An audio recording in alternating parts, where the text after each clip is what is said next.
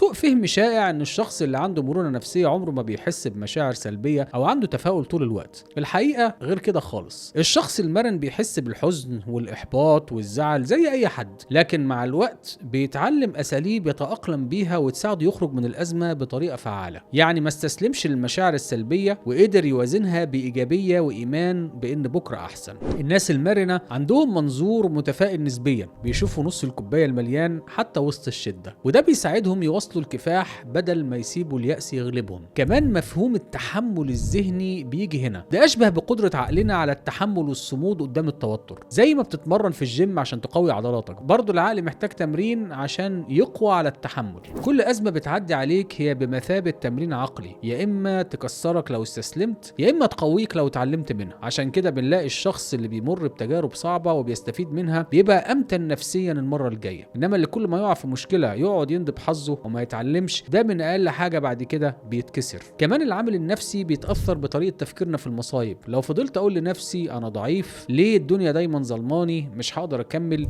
ده هيخليني أضعف فعلا. الدراسات بتقول إن المرونة النفسية بترتبط بشكل سلبي بشخصية شايفة العالم مكان مرعب وهي ضحية ضعيف، والعكس صحيح. اللي عنده صفات إيجابية وتفاؤل وثقة بيقدر يواجه بثبات أكتر. يعني طريقة تفكيرنا بتحدد جزء كبير من مقاومتنا للصعاب. عشان كده مهم نبص لأي أزمة على إنها موقف مؤقت ممكن نتعلم منه، مش نهاية العالم.